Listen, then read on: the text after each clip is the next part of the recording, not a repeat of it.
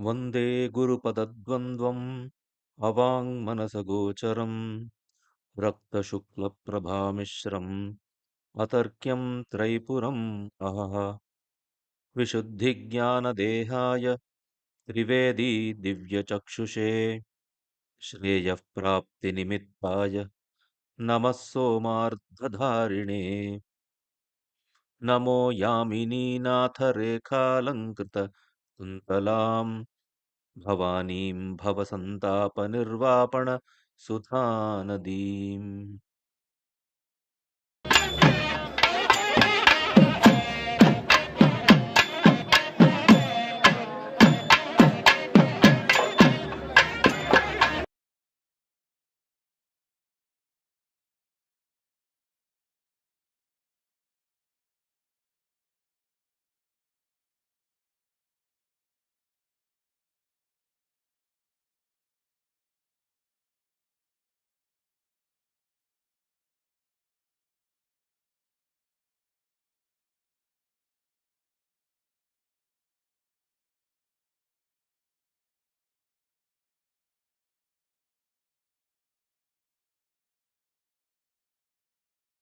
इनीं हरमोहिनी सर्वाङ्गसुन्दरीं नित्यां विद्यादिभिः परिवेष्टितां डाकिनी योगिनी विद्याधरीभिः परिशोभितां कामिनीभिर्युतां नानागन्धाद्यैः परिगन्धितां ताम्बूलादिकराभिश्च नायिकाभिर्विराजितां समस्तिसन्दिग्धवर्गाणां प्रणतां च प्रतीक्षणां त्रिनेत्रां सम्मोहनकरीं पुष्पचाप इक्षुबिभृतीं भगलिङ्गसमाख्यातां किन्नरीभ्योऽपि नृत्यताम्.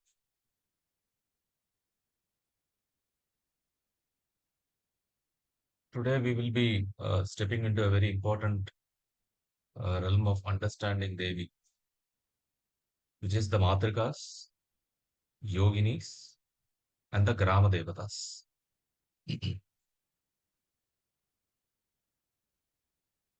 Adya Bhagavati Kamakhya, she is the sum total of all the Yoginis. And in the state of manifested universe, all the Yoginis serve her. That's what the shloka says. Dakini Yogini Vidyadhari Bhi Parishobhita. And she is surrounded by Vidyadibhi, all the other Vidyas, the Vidyasthanas, which are which are understood by us through the Matrikas. So, before we understand what the Matrika Shakti is, let's do something that we now tend not to do too much in the current this thing. Let's begin with a moment of silence.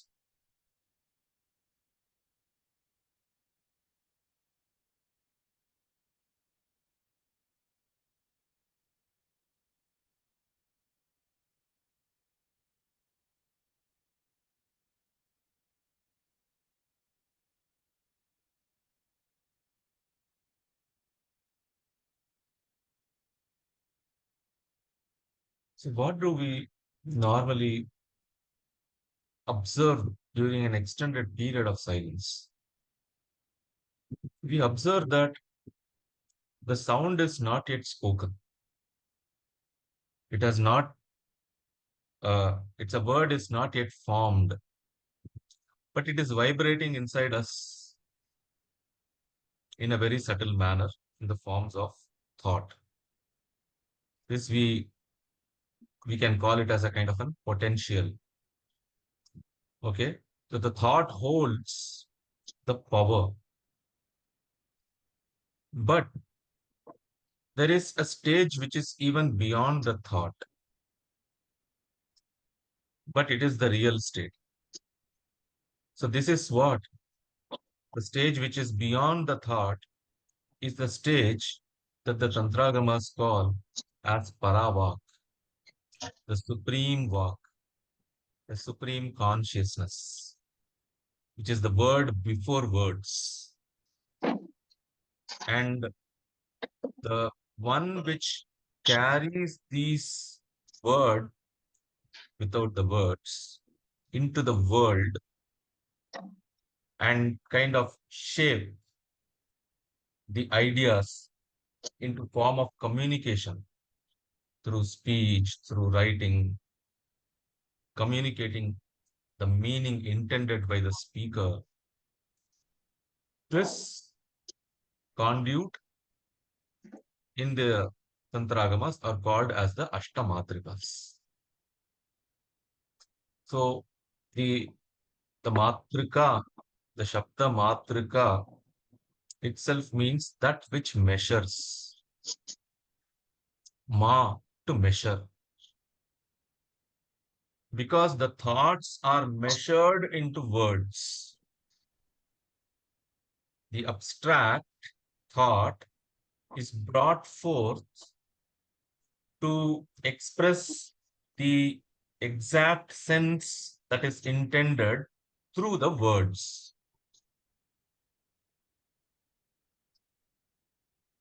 And the true devotees are those who are blessed by Devi at the highest sense, are therefore able to capture this, or they are able to tap into this and are successful in using or choosing the most appropriate word required for a situation. Sri Nilakanta Dikshita was one of the great scholars. He was grandnephew of Sri Abhay Dikshita. He composed many works, Shivalila Arnava, Ganga Avatarana Champu, and many minor literature, including a stotra called Ananda Sagarastava on Devi. Sri Nilakanta Dikshita, he starts off the Shivalila Arnava, he says, what is the difference between me and a poet? He gives a very beautiful and a very rational explanation. He says, Yaneva Shabdan Vaya Malapamaha, Yaneva Shabdan Vaya Mullikhamaha, Taireva Vinyasa Visesha Gorehi, Sammohayanti Kavayaha Jaganti. Now look, the poets are not using words that you are not familiar with. Otherwise, you cannot enjoy poetry, right? A poet is only using the words that you know. So the words that we normally use in communication, Yaneva Shabdan Vayam Alapamaha, which we use for communication in various this thing, it is the same words that the poet also uses. But Vinyasa Visesha, the right placement and choosing the right word to describe the right situation. So placement and choice. It is through this that the Kavayaha, okay, Sammohayanti Jaganti. They are able to mesmerize the worlds. They are able to mesmerize the worlds. You can take instances of poetry from any Bharatiya Bhasha or any language for that matter.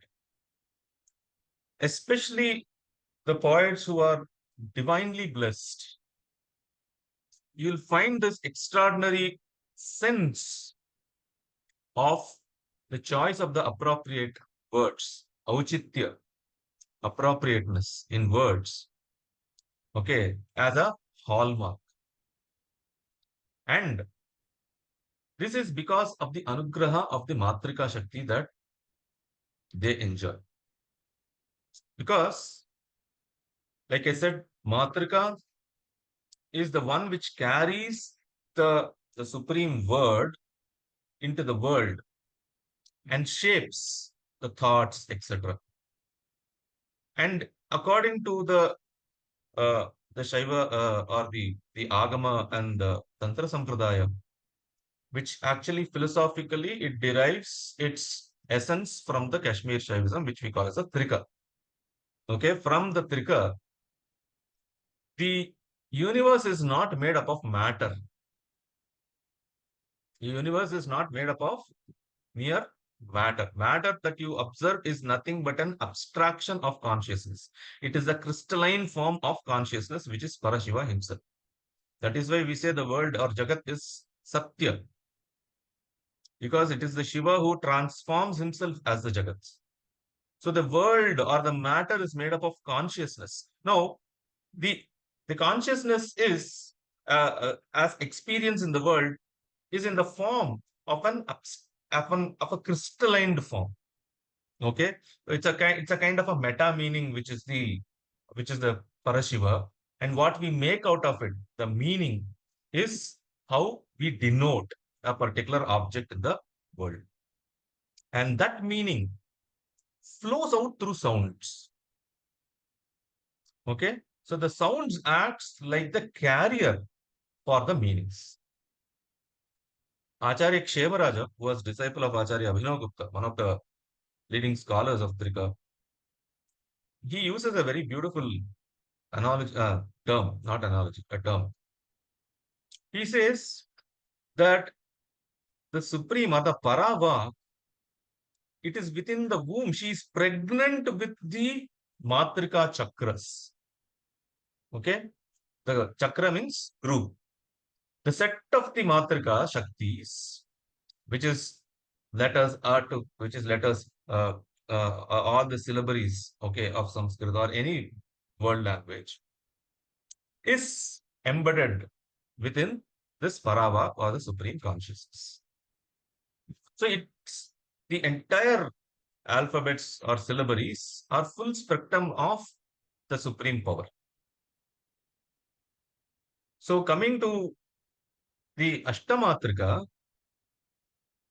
they are 8 classes of letters. Okay. Who are these Ashtamatrikas? Brahmi, Maheshwari, Kaumari, Vaishnavi, Varahi, Indrani, Mahalakshmi, Chamunda. These are the Ashtamatrikas.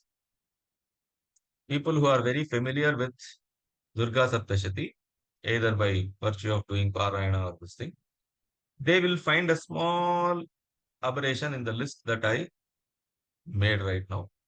They will find Narasimhi in place of Mahalakshmi. All the others are there. Brahmi, Maheshwari, Kaumari, Vaishnavi, Varahi, Indrani, they're all there. Instead of Mahalakshmi, you have Narasimhi as per the Saptashati thing. Then we have the Chamunda. Okay. So small differences, but in essence, it is the same. Okay. It's only the nomenclature which.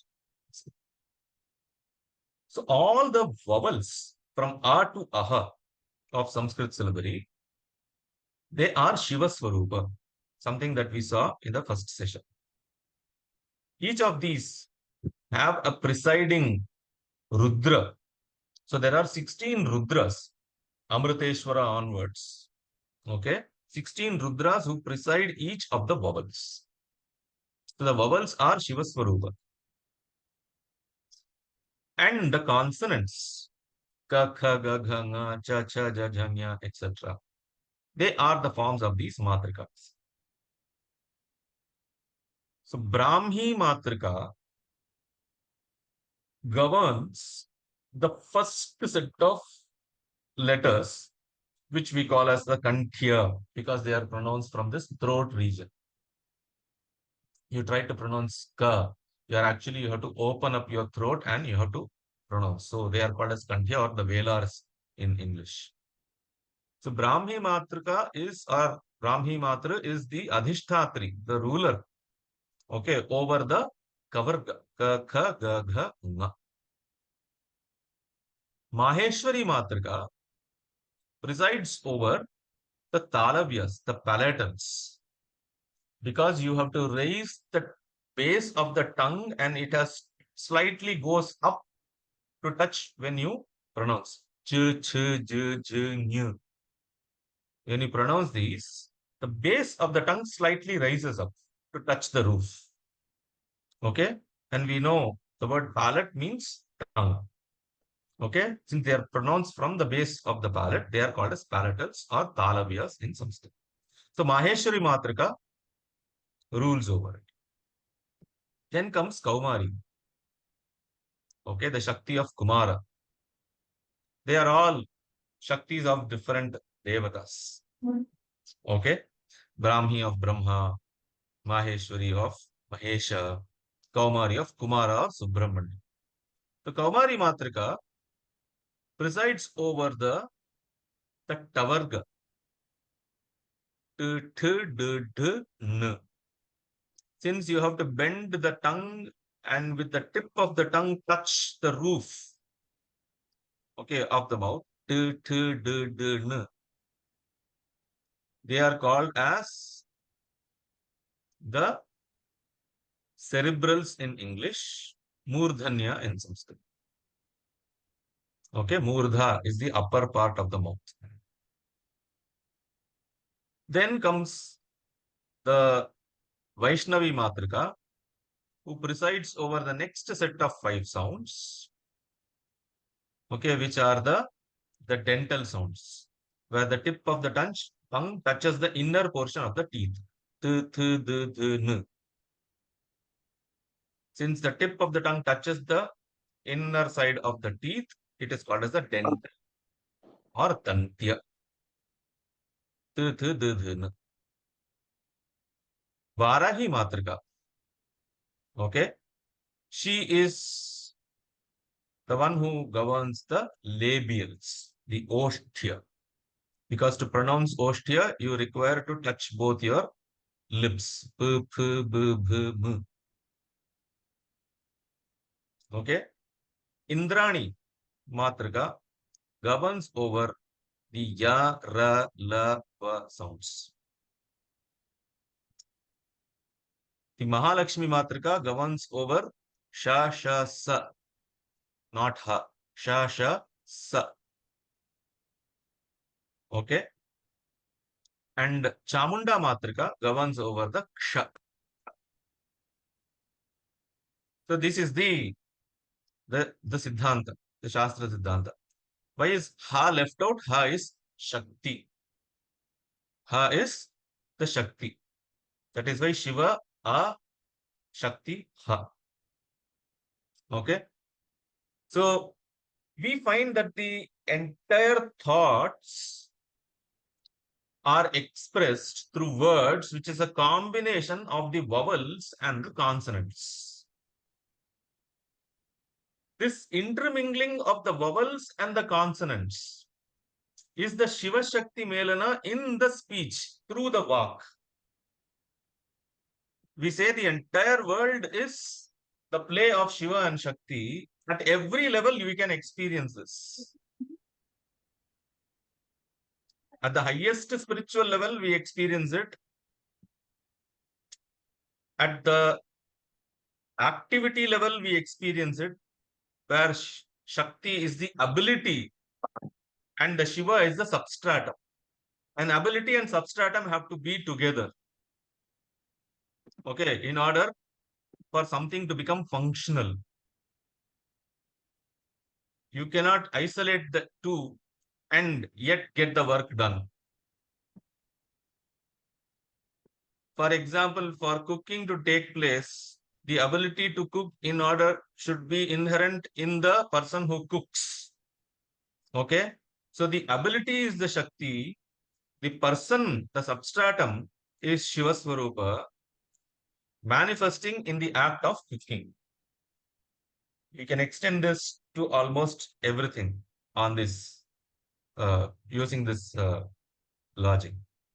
So Shiva Shakti Melana is that which, so at the speech level also, this interaction is what forms words, because you'll normally not come across word where a vowel and a combination, consonant combination is not there.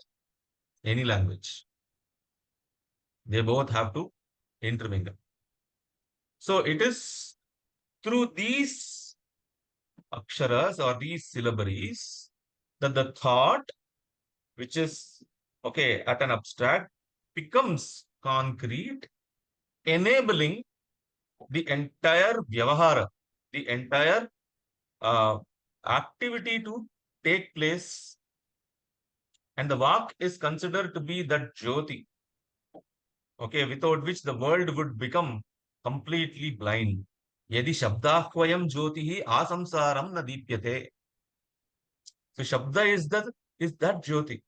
And this we come across even in the conversation between Yajnavalkya in the Brihadaranyaka Upanishad.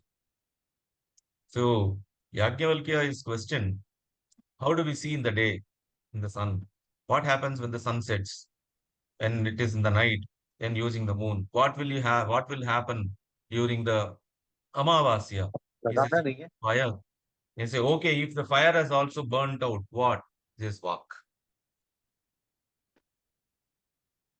So Vak is that essential thing which guides us through all our activity. So Vak is not mere speech or writing. Okay. Vak has to be at the thought level also. So that is the way Acharya Kshamaraja details, he elaborates a lot about it. And this supreme word, इसमें अभी क्या दे रहे हैं. the Matrika, okay, she becomes a kind of an architect of our sense of self also. When we understand the power of Matrika, we are free from this contracted belief. But when we are deluded, when we don't realize her Shakti, we try to entangle ourselves into this false belief about ourselves, our limitations. We tend to believe in our limitations. When I say I'm smart, I'm ugly, I'm better, I'm not enough, all these are the opinions which is entangling me more and more, okay, into belief of what I am actually not. So it is these thoughts which entangles. Therefore, we say it is through that only you can escape also. So it is through the worship, through the grace of Matrika, we become free from this. And to enable this is exactly what the mantra try to disentangles. The mantras tries to help us resolve, help us discern our thoughts. So when we come across the Matrika Devis in the temples, please don't see them merely as figures, okay, on the walls or the images kind of thing. Matrikas are with us in every moment of our life, in every thought, in every act of speech. So they are the ultimate liberators. That is why across all the Tantra Sampradayas, having Matrika Shaktis as one of the Avarana Devatas. Avarana is what? Covering, right? In Sanskritam, the word Avarana means cover. The central point of the yantra is the Bindu. Okay. Bindu is the representation of the Supreme. That is where the presiding deity, okay, is present. For example, if you take Shri Chakra, I'm using Shri Chakra is because many of you would have seen at least the image of the Shri Chakra. In the Shri Chakra, there is a central Bindu, a central dot. It is that central dot which is the ninth Avarna, considered to be the place where the Pradhana Devata, Lalita or Tripura Sundari, resides. So that central dot, the ninth Avarana, is called a Sarva Anandamaya Chakra. It is called a Sarva Anandamaya Chakra. Now, this Anandamaya Chakra, which is Para, okay, which is the supreme, becomes covered.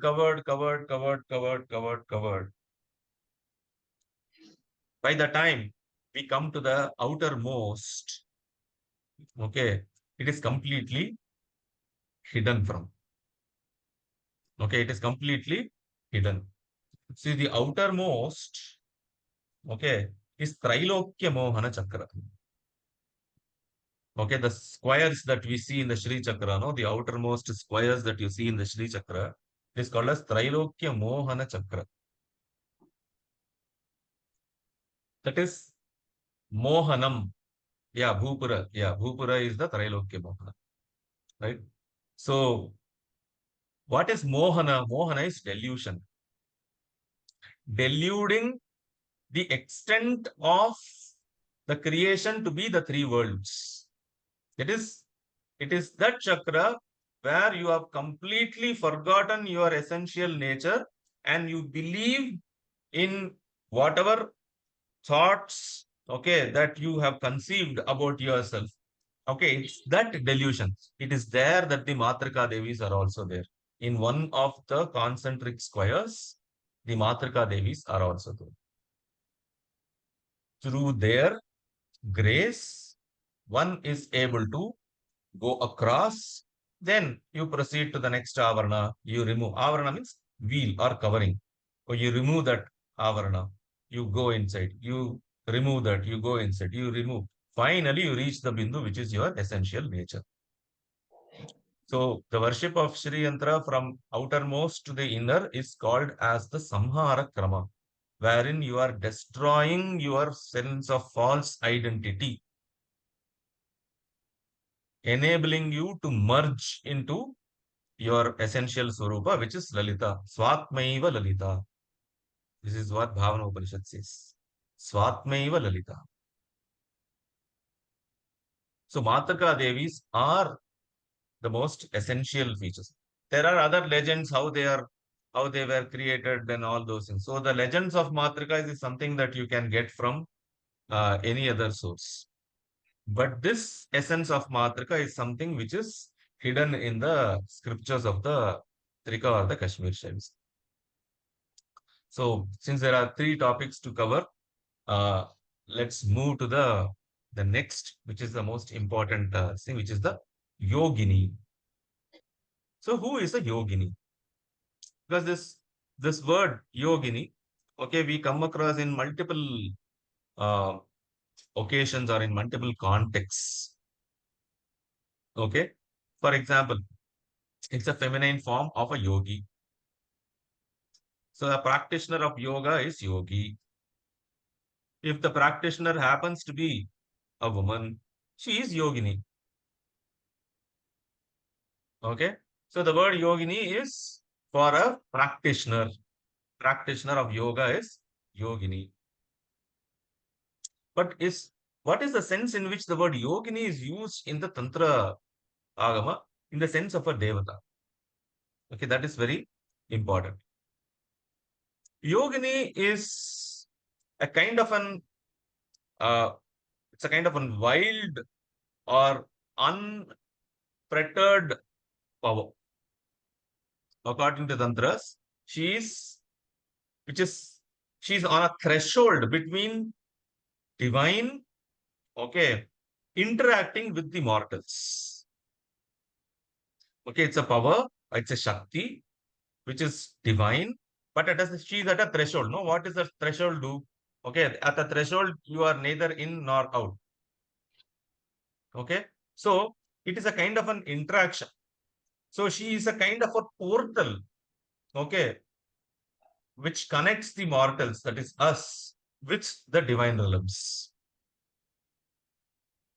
So you will find that she is a kind of a guardian uh, no, power. Okay, she guards. And most of the yogini kshetras or the temples, you'll find that it is slightly unconventional. We'll come to that in a little while. It's not the normal regular temple structure that we will come across. Okay, for the shrines built for the yoginis. So by the time uh, the yoginis are born from the Ashtamatrikas. That is why I wanted to cover the Ashtamatrikas today. How yoginis are 64 in number. Yoginis are 64 in number. And 8 are the Matrikas. Each of the Matrika are associated with 8 powers. They are associated with 8 Shaktis. So 8 into 8, 64. Ashtashtaka, it is called. Okay. Ashta, Ashtaka. 8 into 8 times 8. 64 yoginis are described to be born from the womb of the Ashtamatrikas. And when they expand, when the Matrikas expand, they become 64. From the linguistic point of view also, 64 is the total types of number of sounds. We have been talking about 50 all this time. In texts such as Vasishta's Siksha, Siksha is one branch which studies phonetics. Okay, so there is a text by name Vasishta Siksha. In Vasishta Siksha, it describes the 64 typologies of sounds. So it is the Matrikas expansion. Okay, the possibilities of Matrikas expansion. That is one. And she being the protector, okay, and she is someone who completely defies any kind of an rigid classification. So what we normally come across in the Yogini temples, the way that the Yoginis uh, are described, you'll find them their iconographical references to be atypical. That is what you will find a very young, okay, but the face will be that of an animal or a bird. You may come across a yogini who is described to be very, very, in conventional sense, okay, deplorable or ugly, okay, um, holding severed heads in the hand, okay, tridents, mirrors, lotuses, and other weapons and kind of things. So you cannot put them or describe them in any one particular fashion. That is the whole idea of the yogini, that you cannot capture them, you cannot understand them by applying your mere intellect. So it's a kind of their forms fuses beauty and grotesque. Their form fuses human and animal. Their form fuses serenity and rage. All this happens in the yogini because yogini is a mirror of the reality, mirror of the cosmic reality. Okay, that is how the world is completely unpredictable. The world is completely wild, untamed. Okay, so she reflects the reality. But the worship of the yogini ensures that you are endowed with the capability to protect yourself from the harsher truths of reality.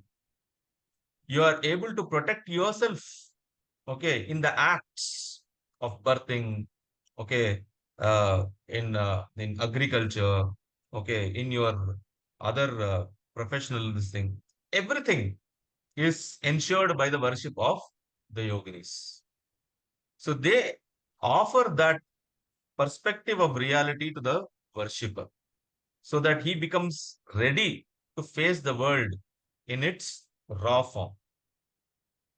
So this worship of yogini as an as a practice is a very, very old practice which we can glean from numerous temples that are scattered, okay, across India.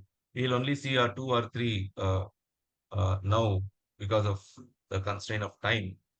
Normally, the worship of the yoginis involved nighttime rituals. They were generally preferred, okay, to be worshipped in night in solitude. And that also for those who wanted to attain the siddhis of these yoginis. And they were very quick to appear in the sense the visualization of the yoginis would happen to these Veera sadhakas. And not only that, the invocation of yoginis within the body of the sadhaka okay, also happened very quickly. There are numerous instances where the position by the yoginis, okay, of the sadhaka is described. So all these is not mere esoteric kind of thing, but the fact that the yogini is a kind of a comforter and a kind of a revealer of the raw realities of the world around us. Through her through her grace or by one by successfully worshipping the yogini, one could get some siddhis. Some of the siddhis described as a result of the yogini anugraha is called as the Khechari Siddhi, Paduka Siddhi, Anjana Siddhi. Khechari Siddhi is ability to move in the air. Okay, Paduka Siddhi is to move from one place to other very quickly. Anjana Siddhi is to be able to see in the dark or to be able to see across opaque objects. All these, okay, were possible through the worship of the the yoginis. And the the yoginis in many of the things, they were attendants of the devatas. So normally, when the practice or the sadhana of a devata is properly done as per the rules and regulation prescribed in the shastra, okay, it it gives its fullest potential or it gives its fullest grace or phala. Someone who transgresses intentionally these rules and the regulations, because the tantra sadhana is normally considered to be as an asidhara vrata, walking on a sword. Okay, you cannot take liberties. You cannot uh, pick choose as per one's whims and fancies. No, you have to diligently follow the rules. It is like working in a chemistry lab. You need to add only this much of a particular salt or an acid composition means you have to add only that to get that reaction. More or less, okay, is not going to give you the result. And it is the yoginis who ensured that the sadhakas did not stray away from this, and anyone who strayed away was also punished by the yoginis. So the common term that we come across is yogini shapam apniyat. You will incur the curse of the yogini. Anyone who intentionally transgresses. It is like trying to overlook, okay, the prescribed uh, methodology, okay, of the worship. So the temples of the yogini, like I said, there are some, I'm sure many of you must have heard about this temple in the Odisha, in the Hirapur. Okay, in the Hirapur temple, you'll see that circular temple. Not only in Hirapur, there are other instances, okay, in Madhya Pradesh and in Uttar Pradesh also of these yogini temples. Most of these yogini temples were circular. They were open to air. And I'm sure many of you would have heard that the fact that the older parliament building, okay, in Delhi was constructed on the model of the Hirapur temple, that circular model of the Hirapur temple at a much larger scale. Okay, so what they will have is this circular form open to air, okay, and a kind of subshrines within that walls wherein the images of the yoginis would be there and they will be worshipped. So this is the normal structuring, okay, of a yogini temple. They are normally set outside the limits of the village or a city.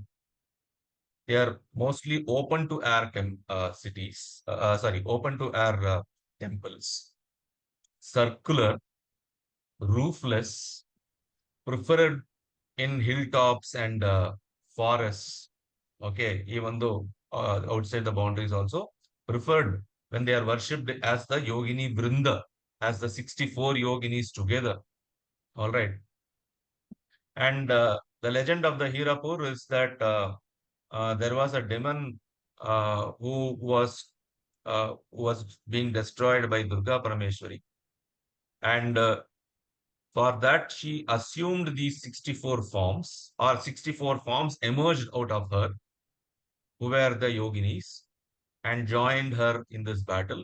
And at the end of the battle, Durga Parameshwari blessed them, okay, to be constantly associated with her and to be worshipped by everyone before her worship took place. So the yogini worship normally precedes the worship of the Durga Parameshwari.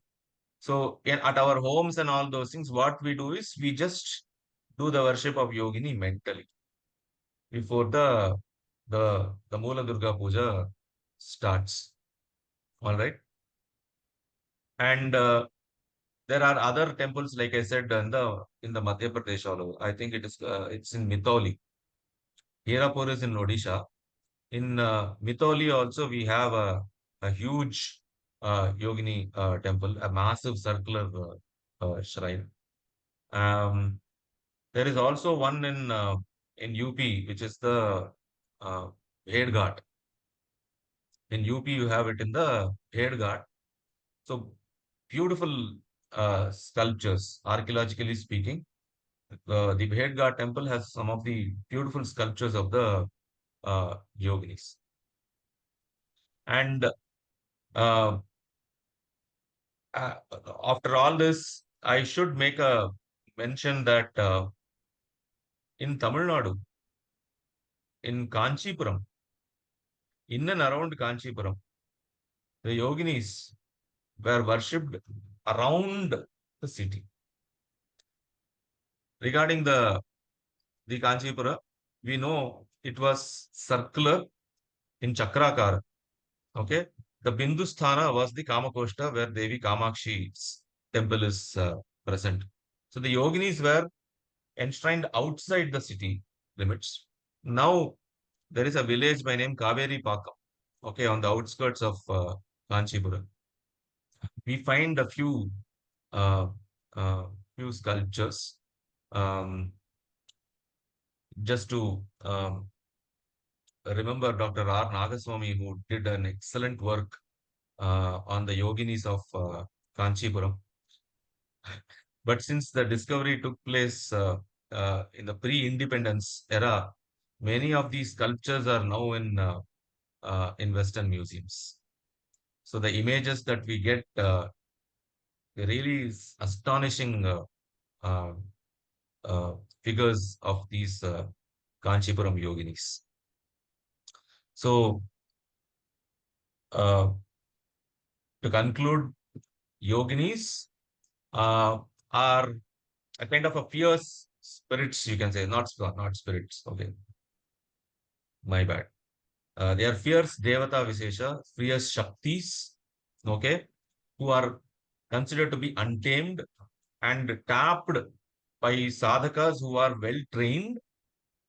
They are the ones who show the reality of the world, and therefore, the worship of yoginis ensured that the person will be properly focused, properly uh, uh, turned towards the inner spiritual sadhana.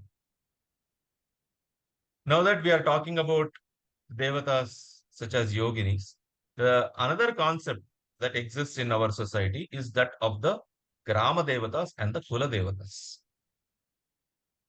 the uh, guardians of the villages. Kula Devata is another concept, slightly different from the Garama Devata concept, but I'm just want to make a note that it is considered that most of the Kula Devatas are Devi Viseshas. So originally, the Kula Devata would be a Devi, a form of sacred feminine. Many who have male deities. Okay, please pardon me for using all these because that's a limitation of the English language.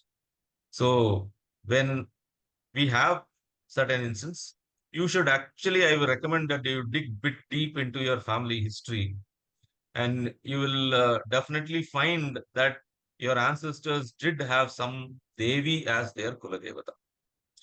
Because what we find is a lot of migration took place. Okay, massive migrations. All right. I'll just give you two very interesting instances. There is one village now, okay, on the banks of Kaveri called Malappadi. Now, this Malappadi as a village is sung by Sri Sundaramurti Nayanmar, one of the four Shaiva saints. He was passing through that village, and the Shivalinga was okay a bit hidden, okay, because of the bushes and the dense trees and the canopies and the foliage. So he didn't notice. So he heard a voice, okay, from the temple, from the small. It was a very small shrine. Okay, he heard a voice wherein Shiva asks, okay, in Tamil, he says, "Sundara, did you forget me? Sundara, ennai marandiro." This is what he asks. And Sundaramurti Swamigal, he finds out, he goes, and he sings one of the most beautiful. All his songs are extremely uh, filled or soaked with devotion, with a lot of anyonya bhava, because he enjoyed a sakhya bhava with Shiva. Shiva was his friend. Okay, so that kind of bhava he had. All the four people had, four saints had a different bhava. For Tirunjana Sambandar, okay, Shiva was parent. Okay, so that is the Vatsalya bhava he had. And for Tirunavakar sir, okay, or Vagisha, Shiva was the Lord and he was the servant. So that's a Dasya bhava. And for Manikya Vachagar, okay, Shiva was a beloved. Okay, so and for Sundara, Shiva was friend.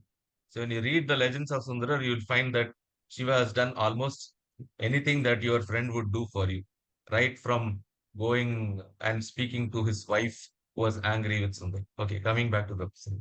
So here he sings one of the most beautiful songs, okay, wherein he mentions Badappadi, okay, the place where the Shiva resides. Ponnar Meniyane is the song. Okay. Ponnar Meniyane, Pulitolai. Okay, he is wearing a pulitol and tiger hide. And he says, Malappadi, Mamaniye. Malappadi is a thing, it was a settlement, okay, of people who migrated from Malwa. Where is Malwa? Malwa is Madhya Pradesh. Okay. So people migrated all the way and they settled. And just like the Britishers who went and settled in the United States, just to remember, okay, their old association, they named their place. Okay, so for example, it is New York. Okay, so York is a place in the British Islands. It is New York. There are many such names that you will come across as a reminder of the old settlement. So Malapadi. So look at the migrations, right? For example, our family, we migrated almost 350, 400 years back from the northern Karnataka, Maharashtra border, okay, from Badami. So what happened to the Kuladevata then? Because Kuladevata will be in and around your original this thing. So when the new settlements came, they adopted a local popular temple, okay, and started worshipping. And so many of the families today, okay, are worshipping like that. The older Kuladevata thing is forgotten. Some families do remember, Our Kuladevata is Devi Vanashankari in Badami. Okay. So this Kuladevata ensures she is ingrained into each and every person's DNA. All right. So the worship of Kuladevata is important. So today we see so many things. You are having wealth, you are having prosperity and all those things, but no peace of mind. No, their children are not getting married at right time. Okay. Even after marriage, you are not having proper, in within the stipulated time, the child is not born. All these things normally is associated because of neglecting the Kuladevata worship and worshipping the Kuladevata in the prescribed manner. So each family has its own way of worshipping their Kuladevata. So one has to make sure that we understand, we know, we try to find out and worship one's Kuladevata. And the second concept is the Gramadevata. Okay. Some of the what is the concept of Gramadevata? Gramadevata is the guardian of the village. Guardian of the village. So once again, they will be in the liminals, okay, on the boundaries. Their temples will be situated on the boundaries. Mostly, they are also uh, not very structured temples. Many of the Grama Devatas will be on the no under a neem tree and under a banyan tree and an ant hill, kind of natural structures. But important function, two important functions. Even the concept of Navaratras timing. Okay. When speaking about the timing of the Navratra, Sri Devi Bhagavata Purana says that the two, that is the Sharat Masa and the Chaitra Masa, are the two fans of Yama. Okay. They are the two fans of Yama. Because you see there is a seasonal shift happening during the, the March, April. That is from spring, you are transiting towards hot summer. And here you are transiting, okay, from rains to post-rain winter season. These two were considered to be very, very risky times as per the Ayurveda because of the body composition changing and also because of the possibilities of epidemics, okay, during this time. So the Gramadevata's important function was to protect the village from the spread of diseases. So, say for example, in the south, we have some of the uh, uh, important Gramadevatas. I'll just take two, Mariamman, okay, which is here. And if you go to the Andhra Telangana thing, there is Pochamma. Okay, very similar conceptualization. You go a bit towards the north, it is Shitala Devi. Okay, all the three have one form, one common this thing, which is protection against pox. Protection against pox. How do you do that? Look at the symbolism, especially in Devi Shitala's this thing. Shitala Devi will carry in one hand a winnow, and in the other hand she will be carrying one broom. She'll be carrying one jhadu, okay, one broom in one hand and a winnow, okay, to collect the dust. And in another, she will be carrying a pot, okay, a kalasha. What does it show? You have to maintain hygiene around you if you have to be free from these kind of epidemics. Number one. Number two, the usage of turmeric and neem, you will find it extensive in the Gramadevata version. So they, uh, through these natural barriers, the neem, okay, turmeric, hygiene, and kind of things, the Gramadevatas ensured at the physical level absence of pestilences and others, and at a spiritual level, a kind of a divine protection to the entire village. So the Polerama, Pochama worship in the Andhra Telangana region, or the Shitala worship in the northern parts of India. I think even in the, and depending on the region, okay, you will have, for example, you will find across one common thing between Bengal and Kerala, apart from the extensive use of rivers, no, the river network and all those things, the worship of snakes. There are kavu in Kerala. It is called as a kavu, sarpa kavu. Okay, a small shrine for the snakes or the nagas.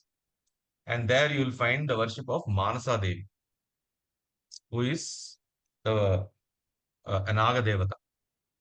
So all these, okay, these Gramadevatas ensured through through practices. Okay, so these whatever we are talking about uh, as a kind of an hygienic practices today, and we all know during the COVID 19, okay, people all started doing what our shastras were prescribed. In the villages, all these were part and parcel of the village life, ensured by the worship of the Gramadevatas. Okay, so compulsorily the neem leaves will be hung on their houses. Okay, the turmeric will be mixed with the water and it will be sprayed at the thresholds and the sick. All these were the ways in which the Devatas, the Grama Devatas ensured, okay, at the physical level that they were the legend behind. And this Polarama and Pochama, I think it is also, you'll come across another concept of seven sisters. Okay, they being accompanied by seven sisters. Okay, so and also one more guardian deity who accompanies the seven sisters. Okay, so their worship is called as Bonalu in Telugu. It's called as a Bonalu.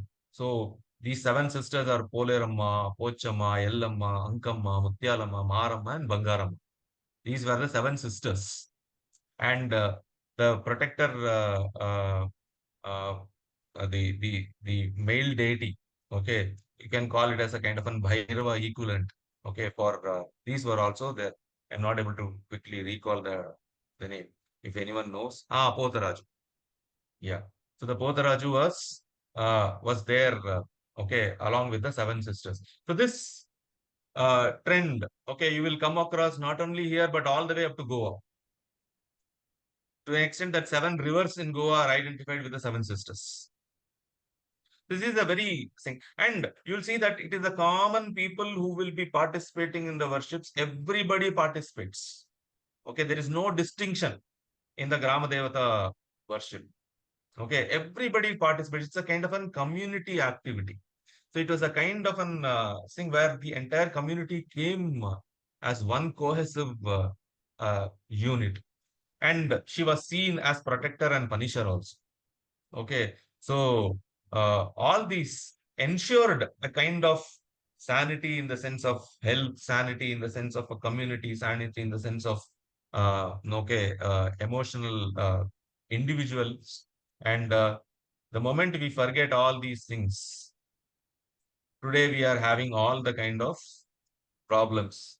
But also, wherever the people migrated, like I said about migration, so there is a huge migration that took place. Okay, let's say in Singapore.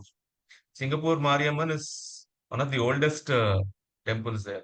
Okay, similarly in the Fiji and other places, there also you'll find a lot of this Gramadevata worship. So there are many Gramadevatas. Okay, like Draupadi Amman will be a very popular Gramadevata in in northern parts of Tamil Nadu, very kind of. So all these devatas, the yoginis and the Grama devatas, they to truly honor these devatas.